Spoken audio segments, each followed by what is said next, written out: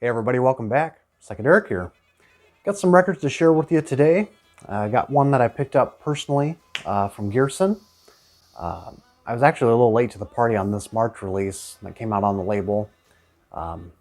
Turns out it exceeded my expectations and how good it was. We'll probably talk about that one last. Talk a little bit more about that one. But also, kind of mainly doing this video because I got some VCLT from Chris at Vinyl Piper. He definitely did pretty well on this package, man. I'm really very appreciative of any VCLT that anyone sends me. As we know, it's the vinyl community love train, which started like, who knows how long ago, like back 15 years maybe. Back with the OG VC members, back when I was watching them. Back in like, 2010, 2012, around there. That was like the peak vinyl community. Well, anyways, I do know that I'm a bit of a challenging person when it comes to like, okay, what is Psychedelic looking for? What does he not have? What's he slowly been purging off? So I tend to keep my Discogs collection, even the stuff that I've purged off. A lot of the stuff I still have in my Discogs account. Kind of scoured through, see if I had these titles, and I have a reissue of this one, but he definitely did a nice deal where he upgraded to an early pressing of this album, and then one I didn't own. So he did very well. So thank you again, Chris. But before we even get to that, I'm even lucky to be making this video right now because I almost didn't receive these, and we're going to talk about that first. Little housekeeping duties, a little bit of a complaint towards USPS right now because I even as a kid, I was kind of even looking into the field and studying about, being a postal worker. No joke. Like I even did like a job shadow one time and interviewed someone in my local hometown about, what they do on a daily basis as a postal worker. But of course that's rural Nebraska compared to something like Lincoln, Nebraska. So I don't know what it is with this postal service. I mean, this place that has my mail kept there and they ship things my way. But every time I seem to hold the mail when I'm away for the weekend, because I went back to my hometown, if you didn't know, if I have some items that I know that are being shipped my way, I always, try to use the yellow slip to say, hold these items for a certain amount of days and then continue the process once I've arrived back on, say, Sunday and follow up with mail on Monday, right? Well, for the first time, I used one of those yellow slips and slid it in my apartment slot, where they have like the parcel locker outside. And yeah, I just was checking up on updates on my phone, mainly checking for the Guerssen record that I ordered. And I had seen like, the next day it was thrown in my parcel locker. And I'm like, really? Didn't we just go through this like 5 different times? Because they've done that before. It's pretty rare, but sometimes it says it's been delivered, but then they actually held it back and delivered on like Monday morning. But this time it was in my locker and, temperatures rise to about 90 degrees outside. It's been getting kind of warm lately. And that's also why I kind of hold it off too. I don't want it baking in the heat, like basically in an oven, right? All weekend long. And little did I know, Chris's package was in there as well. But that's not even the upsetting part. So once I came home, I found out that, I checked my mail real quick as soon as I got home. to find no key in there for me to unlock the parcel locker. So I'm like, okay, it says it was delivered. There's no key in my slot. So then I just decide to walk around, and I see that the key is like in the door, like someone had used the key. I just decide to open it up, and the 2 packages are there. Anybody could have walked up and snatched those bad boys. I have never come across that issue yet, but that kind of pissed me off that day. But maybe the thing was, the more I think about it, maybe the key was left in someone else's locker or their apartment slot, and maybe they thought they had packages, and they just realized, oh yeah, I'm not Derek, you know, I'm just gonna leave the door the way it is. And yeah, I don't know. Maybe it was just accidentally thrown in the wrong key slot, but either way, not very happy about all the results. I mean, it seems like those yellow slips, I give it to them like way ahead in advance, and they still somehow seem to mess it up. So, you know, Chris, I'm sorry to report on that, but I'm glad I got them. Really glad that I, you know, secured them afterwards. But man, any junkie, anybody walking on the streets, because it's, you know, towards the street and the alleyway, and got a lot of wanderers around here. So, you know, I'm not saying I live in the rich part of town, but it was not good. So really upset on the Postal Service's actions, and someone needs to go back and get some proper training, or, you know, maybe the heat's getting to them. I don't know. Coming July 4th, I'll be going back home because I got some extended vacation. So I haven't ordered anything online, but I guess that's a good thing because they probably wouldn't hold it either. Anyways, let's get off of that topic. If anybody else has that kind of issue or had issues with that, let me know. But I'm going to be sharing the ones that I received from Chris first. This is a really welcoming surprise, man. I was not ready to see this being offered to me. You know, this is one of those cases where, you know, I'd love to upgrade to all original studio albums of this band, but if it happens, it happens. I've never trekked across any copies, so to receive this, man, this is a Decca press of Patoof from Deviants. It's an early pressing. I think this came out like a little later, didn't it? Like 69? Yeah. Back when John Peel gave this a little bit of a explanation on the back. Very comic book style artwork there. So yeah, a couple years later, it was released on like a really small label originally, back in 67. And in case no one knows, man, the Deviants, especially this record though, the first one, really opened up the doors for me to what psychedelia kind of was. Pretty much the same record, you know, Pretty's For You, Alice Cooper, and this were 2 like mind openers for me. Just kind of like what psychedelia is and how freaky things can kind of get, you know. And so very much a ground zero, opening up the floodgates for me kind of record. So obviously, you know, I know this one so well that I almost don't even listen to it anymore. But with that said, though, man, this is one that I did throw on the turntable. And yeah, it's a pretty nice copy. Like a strong VG, I would say. Nice Decca label here. I almost forgot it was re-released on Decca. It's always a cool label there. So yeah, the Deviants, we just talked about them. Just picked up their 3rd album on the Get Back label. And yeah, Mick Farron and the gang, they're almost like the UK equivalent to, say, like the Fugs, if they were a little more, you know, electric or psyched out. The Fugs, a little bit of Mothers of Invention, a little bit satirical concerning the whole acid revolution at this time, making fun of, I mean, there's a lot of like British slang going on here, and a lot of hidden, you know, slangs going on. And tracks like Garbage, It's So Good For You, and I'm Coming Home, obviously. Very, you know, proto Stooges-esque kind of jam on there. But you also got some folky moments, you know, Child of the Sky, Bun. The only track I don't really care for is the bluesy number, Charlie.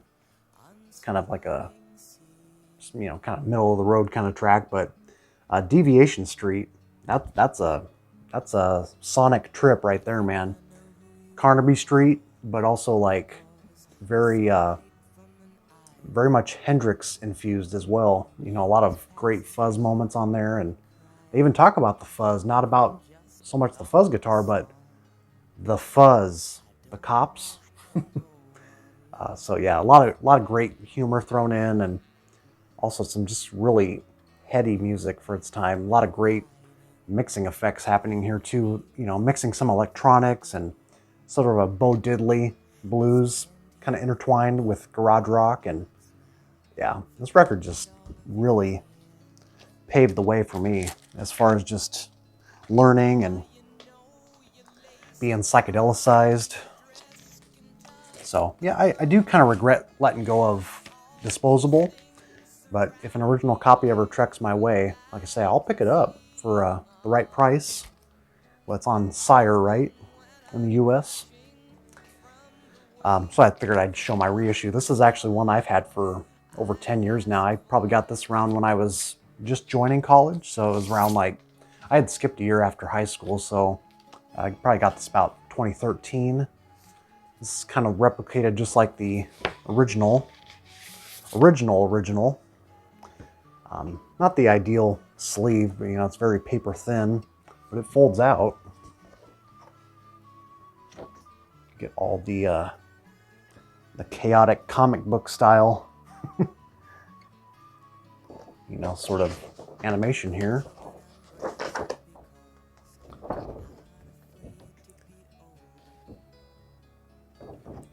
And yeah, the Deviants Underground LP. Sid Bishop on guitar.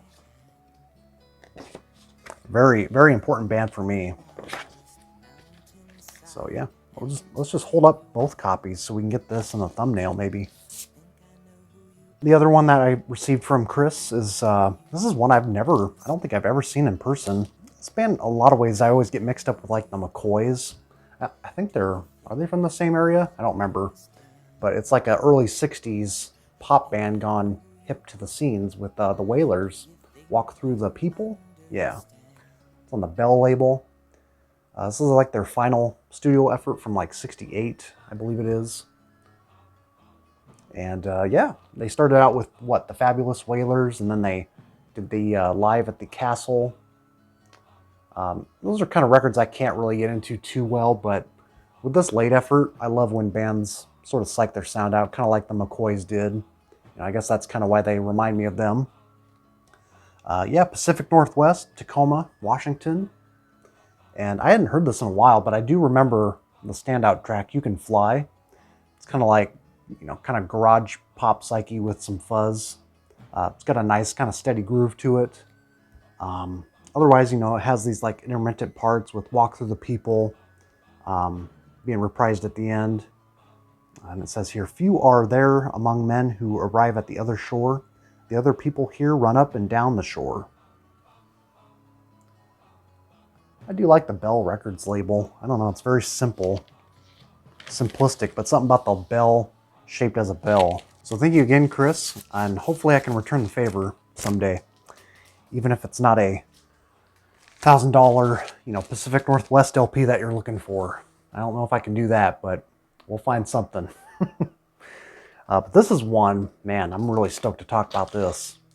This is one that blew the door open on me again, that, you know, there's stuff out there to this day being released, and I just love stuff like this right now, like Sunset Love that we just talked about, but also this is kind of right in line with that, where they're just dug up sessions from the past and just given a new life. And this is Rain.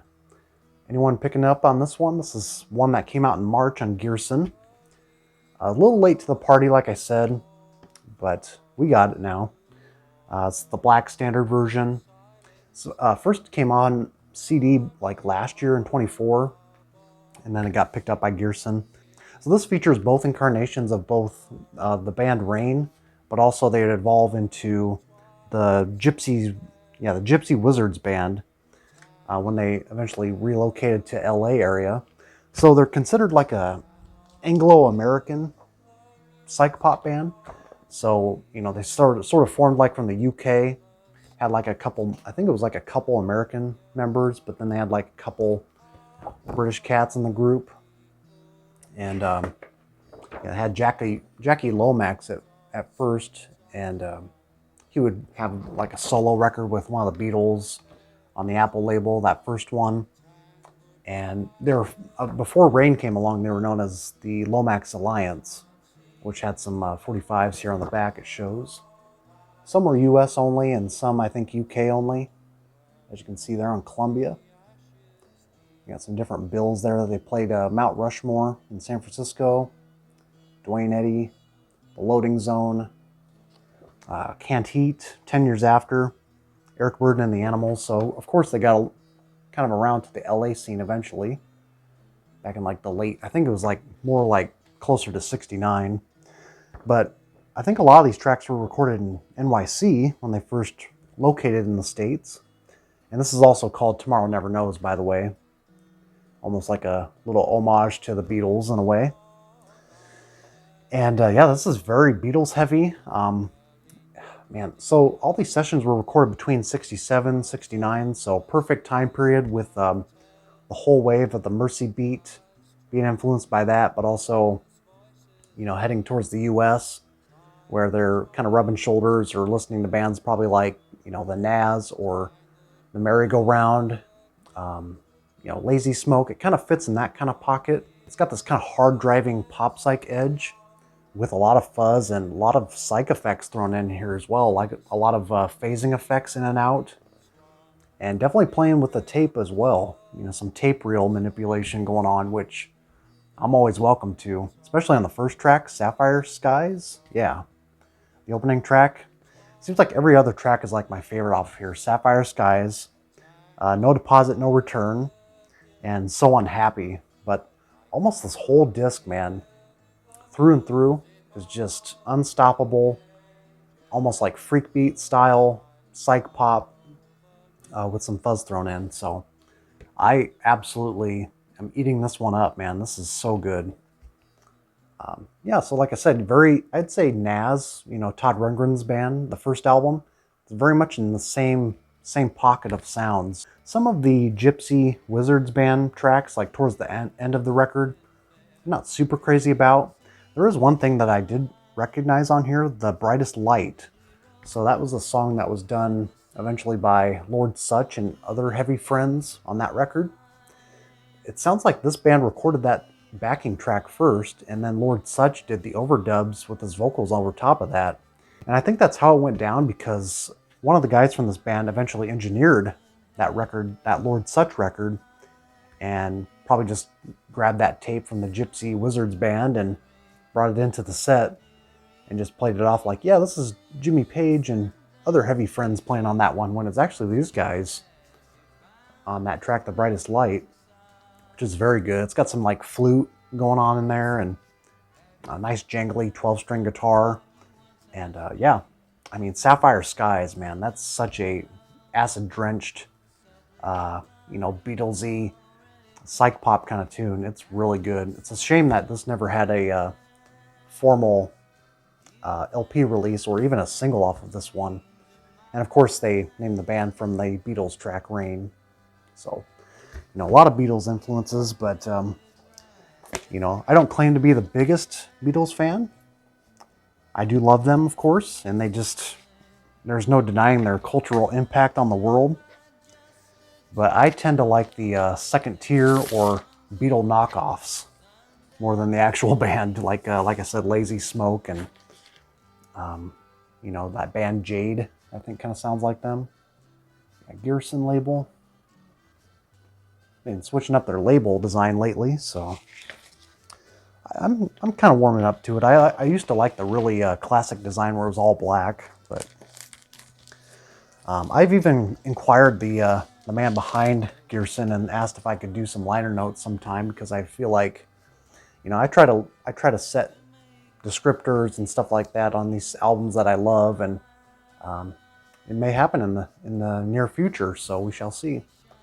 Highly recommend this one out of all these LPs. I mean, this is really the only one I'm showing today that I picked up. But yeah, that's about all I got today. Really? Oh, hey everybody, welcome back. Second Eric here from the future. I actually forgot to include at the very end of this video talk about some garage sale finds that my parents found back in my hometown for like 50 cents a piece.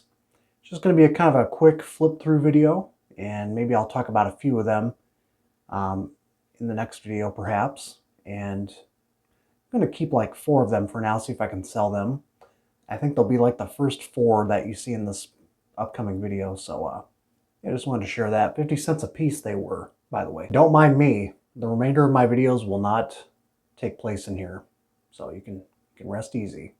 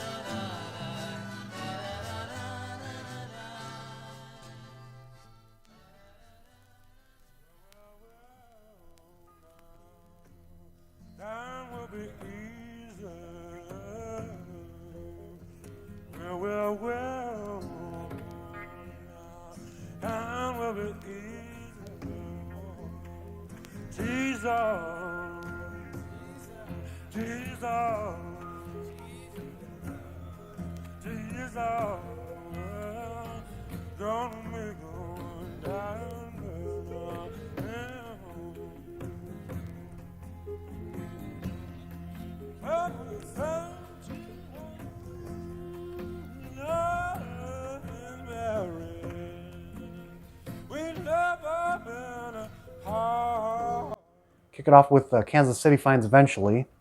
I just been having a hard time finding the time to record and just getting busy with stuff. I have listened to all the Kansas City records though by now, and just I'm just taking it very slow, I guess. Even if it's over a month later, there's other people that have been more backed up than me. So till next time, tell me what you think of these finds. Thank you, Chris, once again, and we will see you eventually.